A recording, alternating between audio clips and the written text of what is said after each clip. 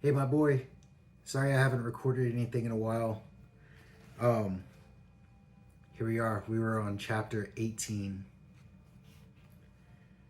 Fletcher pushed the door open to find a short corridor with a row of doors on either side.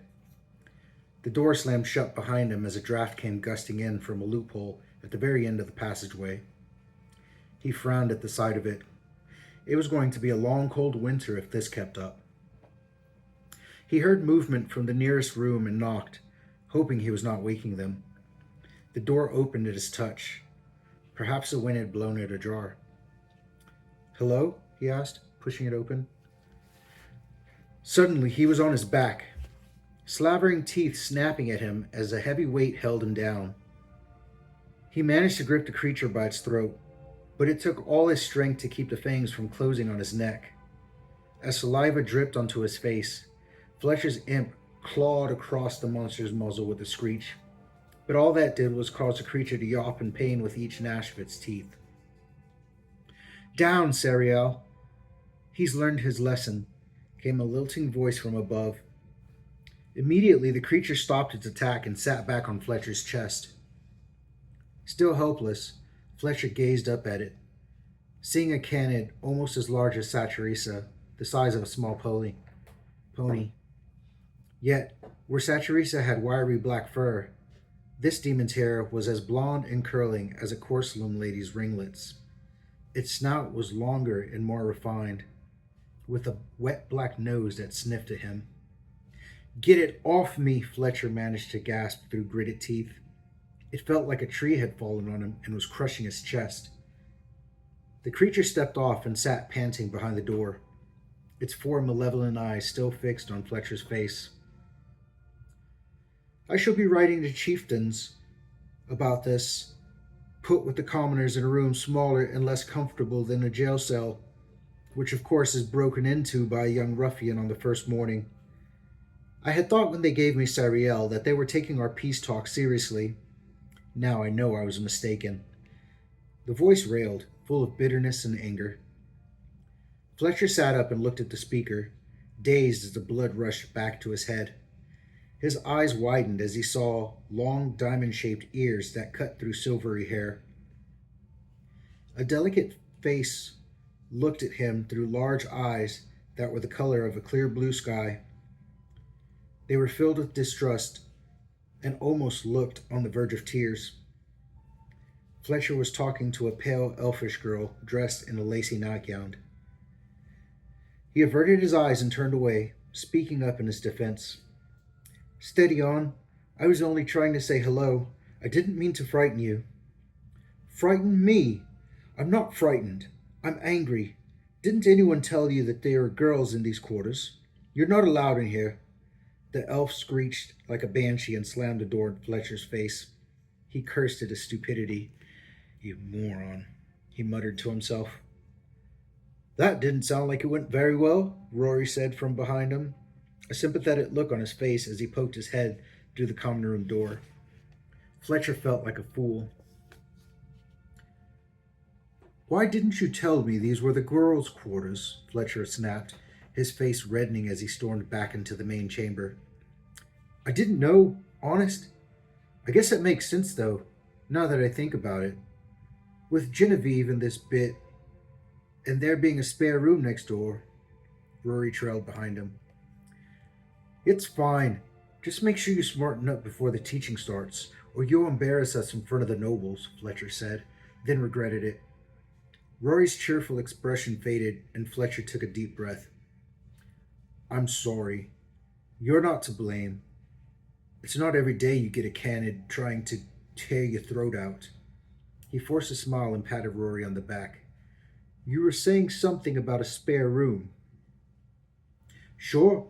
Since you're the last here, all the best rooms have gone. I had a look when I moved in. It's not great." They walked into an almost identical corridor, except for an extra door that had been built at the very end. It looked like an afterthought, more a glorified broom closet than anything else. But the inside was more spacious than Fletcher had hoped for, with a comfortable looking bed, a large wardrobe, and a small writing desk. He grimaced at the open loophole in the wall. He was going to have to stuff it later.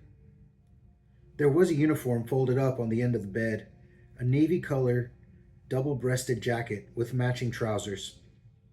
Fletcher shook it out and groaned. It was threadbare and torn, the brass buttons hanging so loosely that one dangled an inch before beneath where it was supposed to be. Don't worry. I'll take a look at it for you after breakfast. My mother was a seamstress, Genevieve said from the doorway. Thanks, Fletcher said, though he wasn't sure how salvageable it was. So, what was she like? Genevieve asked, her eyes flashing with curiosity. Is she a southerner like me? She's. I'm not exactly sure, Fletcher said, avoiding the question. Now that he had ruined a girl's morning, he didn't want to start gossiping about her as well. Best to let her present herself to the others in her own way. His mind was still reeling from the presence of an elf in the citadel. Weren't they the enemy? His thoughts were interrupted by the emergence of the imp, who tumbled from his hood to inspect their new abode. The little demon brushed the uniform onto the floor with a flick of its tail, then hummed with content as it strolled onto its back and scratched itself against the rough fabric of the bed covers. Rory's eyes widened at the sight, and Fletcher smiled to himself. What's a canid? Rory pondered aloud as they walked back into the main chamber. They were soon followed by the imp, who clambered onto Fletcher's shoulder and surveyed their surroundings with a protective glare. You'll find out soon enough. They aren't easy to describe. If your mites are beetle demons, then I'd say a canid is a dog demon, if that makes sense. Fletcher replied proudly, glad to finally know more about summoning than someone else. Our demons are called mites, Genevieve asked, holding out a palm and letting her blue beetle settle on her hand. I'm not sure. I heard the provost used a word, Fletcher replied, sitting down at the table. Oh well, I'll just call mine Malachi, like malachite. Because of his coloring, Rory said, letting the green beetle scuttle up his arm. Mine is called Azura, Genevieve declared, holding the demon to one of the torchlights so that Fletcher could see the cerulean blue of the creature's carapace. Fletcher paused, feeling awkward as they looked at him expectantly. What's yours called? Rory prompted, as if Fletcher was slow. I haven't really had a chance to name him yet, Fletcher muttered with embarrassment. I know he's a salamander demon, though. Maybe you can help me think of a name over breakfast. Of course. He's got a lovely color to him. I'm sure we can think of something, Rory exclaimed. Could we stay away from colors? Fletcher said, hoping to come up with something more original. He's a fire demon. Maybe we can use that. As Rory began to answer, a stern-looking matron walked into the room with a heavy basket of sheets and linens. Be off with you! I need to clean. You can wait downstairs with the others instead of getting into mischief up here, she scolded, shooing them down the stairs. Shouldn't we tell the other two? Genevieve said, looking back up as they tramped down the winding staircase. No, Fletcher blurted, hoping to avoid the elf for at least another few minutes. The matron will let them know when she gets to their rooms. The other shrugged and led him down the corridor. I guess that was a typo. Making suggestions for the names. Fletcher's imp went back to sleep with a yawn, oblivious to the debate. Fletcher was starting to wonder whether he was allowing the demon to be lazy, as he watched Malachi and Azura zipping around their owners' heads. They eventually reached the ground floor, and Fletcher was led through the atrium, mouthing an apology at Jeffrey, who was still polishing the floor they were treading on. The boy rolled his eyes with a sad smile and went back to his work. They walked through the set of large double doors opposite the main entrance across the atrium. This room's ceiling was substantially lower, yet it was still a huge space that echoed with their footsteps. Large, unlit chandeliers hung at intervals above 3 rows of long stone tables and benches. The center of the room was dominated by a large statue of a bearded man dressed in elaborate armor, carved with startling attention to detail. Fletcher was surprised to find only 2 boys sitting there, spooning porridge into their mouths with gusto. One had black hair and olive skin. He must have been from a village on the border of the Akkad Desert in eastern Hominum. He was handsome, with a chiseled jaw and lively eyes that were hooded with long lashes. The other boy was chubby, with closely cropped brown hair and a hearty red face. Both waved at him as a servant handed him a tray of porridge, jam, and warm bread. When he sat, they immediately introduced themselves. The fatter boy was called Atlas, and the other, Seraph. Is it just you two? Where are the second years? Fletcher asked, confused. We, before they do, thank heavens, Atlas mumbled, abandoning his spoon to slurp the porridge up from the edge of the bowl. They need their extra sleep, what with the stress of their more practical lessons, Seraph explained, looking at Atlas with a bemused expression. They even have field trips to the frontier once a week. I can't wait to be in their shoes. Wait until you've been there, Genevieve muttered, a hint of sadness in her voice, Fletcher noticed. He knew enough about the front lines to sense that she might have lost someone close to her. Perhaps she was an orphan like him. Where are your demons? Fletcher changed the subject. Have you got mites like the others? He was desperate to see more demons.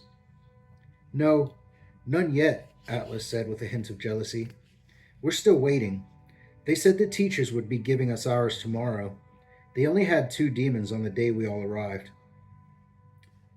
It was the smart move, Seraph said, half to himself.